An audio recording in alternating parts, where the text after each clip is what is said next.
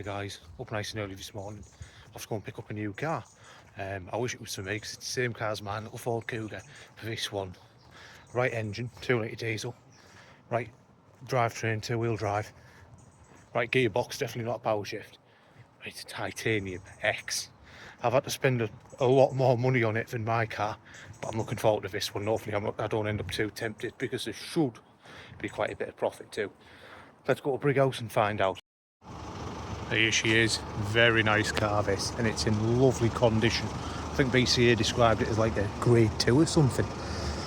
And I got it for a really good price. Even after fees, it was about 300 quid under cap clean. It's got the electric tailgate, heated seats, leather. It's got a pan roof.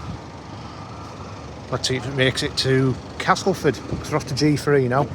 I think it's about 20 miles or something. I'll give you some further updates when I'm back, let you know how it got on.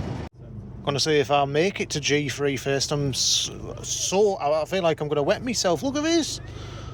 Earlier this year it's had a timing belt, water pump, aux belt, engine oil and filter, fuel filter, air filter and a thermostat and housing. Wow.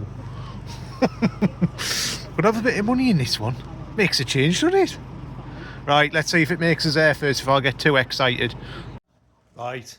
I can assure you it did make me to G3. A bit of a disappointing day really, though. Everything just went, it was probably about 15 cars I was looking at quite closely. Just everything went a bit over. It's a bit frustrating when that happens, so I'm going to be on BCA on the online auctions trying to buy something else. But did the Kuga make it back? Of course it did. I can't lie and say it's perfect. There's a couple of little bits I do want to address on the vehicle. I don't know if you know, I've got the Z-Tech model. The silver one, I think you've seen it on videos before, that I recently bought from myself. But this one, honestly, it's just that bit better. All the lights are LEDs, including the fronts. Bodywork wise, I mean, there's nothing on the back there more than a couple of chips. Dual exhaust still. The tailgate is electronic. My dog's not going to run out, don't worry. I did think that would make a great video though. Parcel shelf is there, unlike mine. A nice big spare wheel under there as well. Really practical cars, these Kugas. One of the reasons why I decided to keep it. I don't think I've ever had a car with an electronic tailgate. Oh yeah, I did for the Jaguar XF. Go around this way and work our way into the driver's side. Bodywork wise, it is in lovely condition. There's a few little scratches like that one there, which I do believe will polish out actually, or get it 99%. Lovely colour, I do like that. Rear brakes are alright, not the worst. Pads have about 6-7 millimetres left. Back tyres about 4 millimetres. It's full leather inside. Lovely. You even get these little dinner trays in the back. Mine doesn't have that. Ideal if you've got a family. The leather is in lovely condition. It smells good as well. I love that leather smell. Shows it's the proper stuff, not the horrible pleather that Mercedes use. A couple of chips on the door edges. Would you not expect that on a 15 plate? There's the leather. Again in lovely condition. Nice interior, so you're getting a Sony stereo over mine. And also you've got mine's got climate control. This is dual zone, and it's obviously all digital as well. 6-speed manual. The leather is heated on both side front. And you've got this lovely panoramic glass roof, which does work. There you go, it does a tilt as well. Like I say, I found a couple of little niggles which I'll talk you through, but like everything inside, including the air conditioning, heated screen, electronic tailgate, everything works. All the electric windows, cruise control, I use that on the way back from Castleford. G3, obviously I've shown you in the service book. So for that, it's I think I'd call it it's almost full. 15, 16, 17, 19, 20, 22, and then obviously 2025, so it's almost there. I don't think I'd let that put me off, even if I was after a full history car that's been well looked after, especially with the work being done to the timing belt. Not a buff out. Tyre on the front, you've got about 4mm again. The discs, they don't look too bad. A little bit scored maybe. Pads are down to about 5mm on the outer, but I did feel a little bit of vibration from them actually.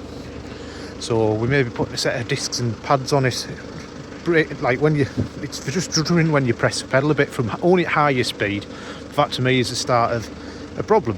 If a customer comes back with that, it doesn't look very good for you, does it? We'll have a look under the bonnet. Amazingly, this is, despite being 6 months newer than mine, it's a total different engine. I don't know what the difference is. I think they're all Peugeot engines really, aren't they? But there we go, I found it. But yeah, you can see all the coolant's nice and new and everything. You've got the sticker for the timing belt down there as well. Let me pause it and I'll show you. I'll try anyway.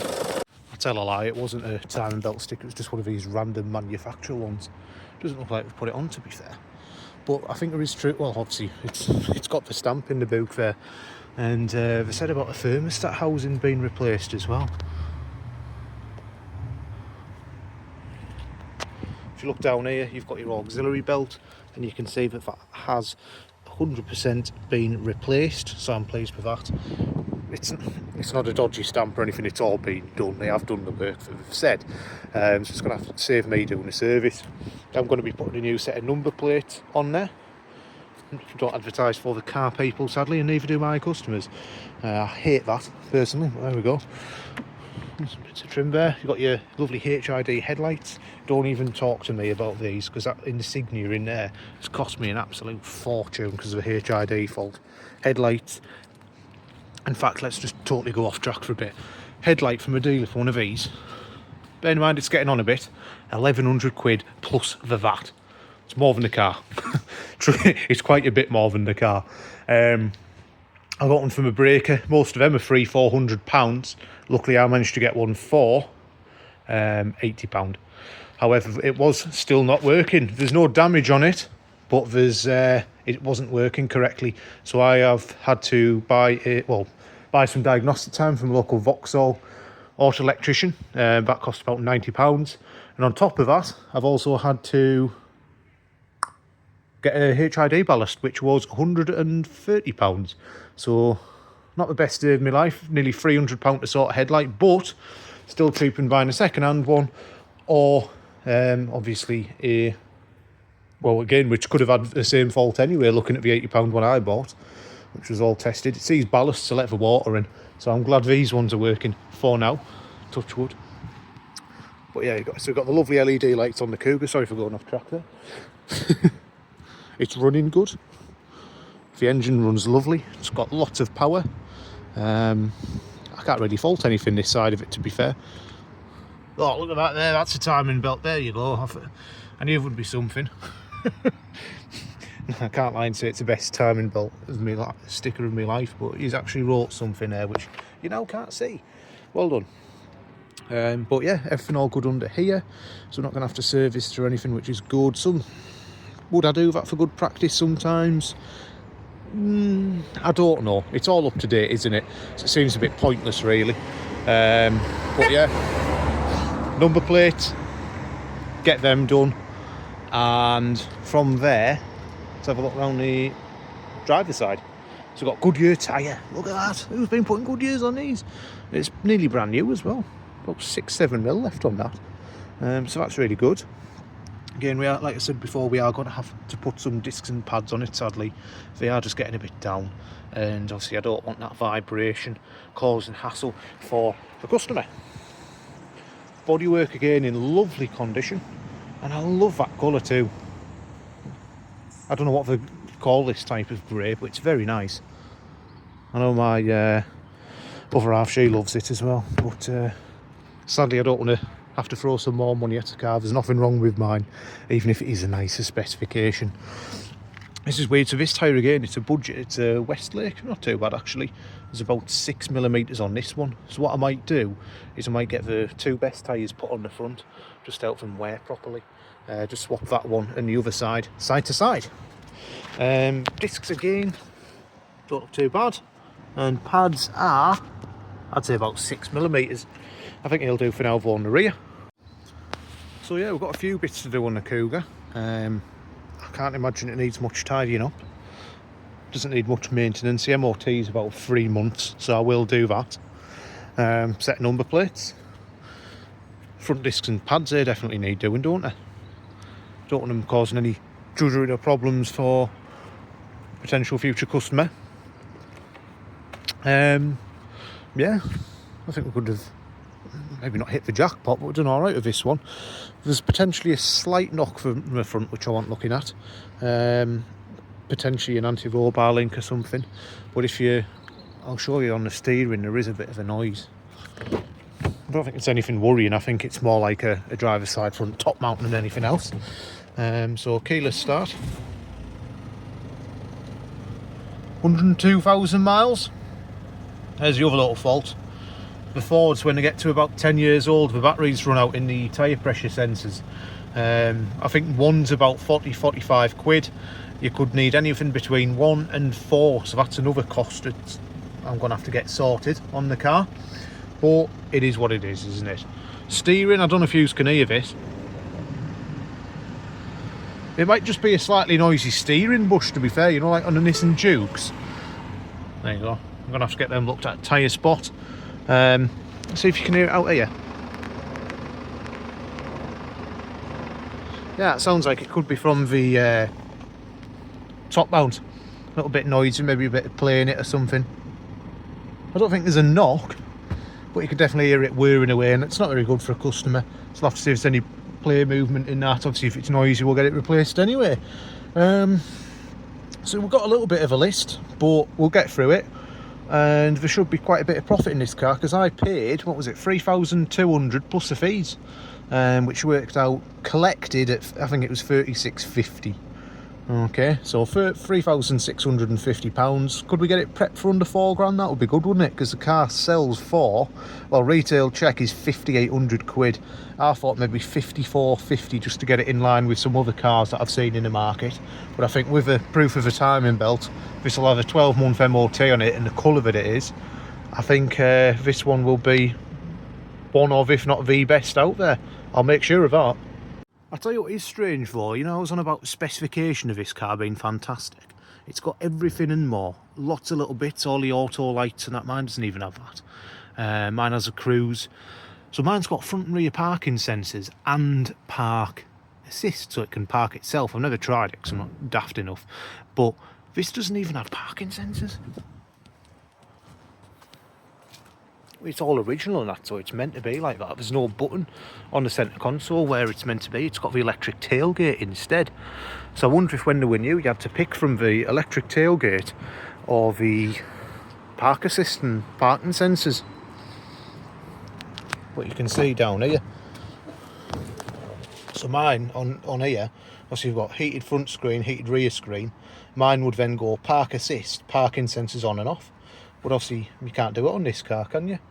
Bit of a shame really, because it's quite a big bus as well, and I think a lot of people would, well, a lot of people now rely on them cameras, don't they? But there you go. So what do we think? Good buy? Bad buy? I think it's a good buy. I think there should be plenty of profit in it. We've got a bit of prep to do. Obviously the front discs and pads, number plates. We've got a slight noise from the steering, which may be like a top mount or something. And as well as that, we've also got a potential slight knock from the front, which may be the start. It's all, I have to say, it's very, very slight. It might be the start of an anti-roll bar link or something like that. So I'm not too worried about that. But I think overall, we've got a very nice car outfit, haven't we? And I love that colour as well. I'm going to drop it off to the garage now, get all the diagnosis done. Oh, we've got the tyre pressures to do as well. I think I've got a good buy there. I'm going to drop it off to the garage now, see if he says otherwise. You never know, because I can't see underneath the car. Like I say, I've got some discs and pads and that to do. I'll get him on with the knocks and that, because that can be a little bit more fiddly. We'll get it obviously tracked up if it needs after. Aircon and that's fine. But I think could be a decent chunk of profit in this car. And I can't imagine it's a tough thing to sell, especially in that colour and that spec. It will be the best one about that, I am confident of. As always, I will update you on that, a little bit on a future video, but also on the new Flipping Motors UK Facebook page, which I've had some really good feedback about that, because I'm just getting to interact with you all, keep you updated. I know a lot of people are on Facebook now anyway, so if you haven't already, like that page and you'll get all the further updates, and anything that you may not see on YouTube as well, because there's lots of extra things that I've put on there too.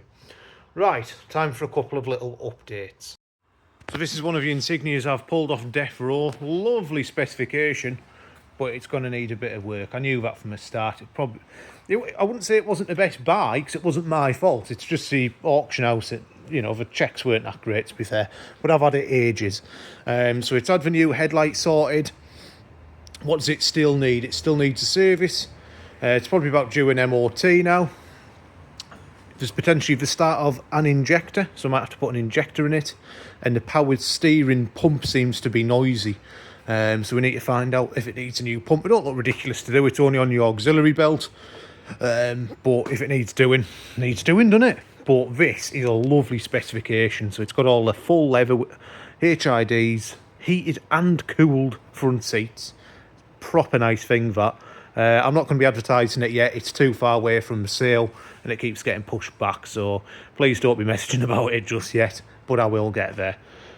Still got a red Focus from Nottingham. The estate one sold. You'll have seen that. If you follow the Facebook page, it went to Gateshead. Nice South African chap. He was well happy with that for the money. Little 107 still here. That's a cracking car, that. Look how clean it's come up as well. Again, I did put the pictures of this on the Facebook page, so if you're not involved with that, I'd recommend you do. So building a proper nice little community there. It's a good way of interacting with you all, and the best way to put it is we've just been having some good crack, really. Been enjoying it. IQ's still there. I've had someone messaging who from Newcastle way. He is down in Darlington next few days, so we'll see about the viewing on that. We've still got my little blue Fiesta as well. But yeah, so I've obviously sold 2 cars, got rid of the Corsa, grey Corsa. That was a worrying one. It was my first, well, it was the furthest I've ever sold a car to. This little Corsa ended up in, where was it? Edinburgh. Lad come down from Edinburgh. I insisted on sending him a video just to show him any little minor marks on the car. He was happy with it, reasonable lad, and he basically took his little 207 in to be scrapped because it was beyond repairing regards to the MOT. Too much rust welding required. So we've got that sorted for him as well. Really happy with the car. Yeah, really pleased with that. I don't know if you've seen the Suzuki Swift. It hasn't been on a video. Got it in, prepped straight away, cleaned up, and it sold in a couple of hours. So had a decent end to last month, actually. Been doing quite a bit. And I also got rid of a little Fiat 500 that's been sat in the corner for a while, so that's a bonus as well. Profit-wise, I need to get some bits done today. But profit-wise, it's been my best month to date. So 6 cars to do the best profit, I'll take that. It makes me less of a busy fool, doesn't it? Been making more money than ever with less cars. That's a way to do it. It just shows that my buying process is super slick and has got a lot better. I mean, I wouldn't say I'm experienced. I only quit my job in January, but I'm getting a lot better at it, and we're making a bit more money, making some progress. Thank you all for tuning in again, though. Like I say, any updates on this Ford Kuga will be on a future video and or on the Facebook page as well. So I'll catch up with you guys in a bit. Thanks again. If you haven't already, please like and subscribe. I'll catch up with you on the next video.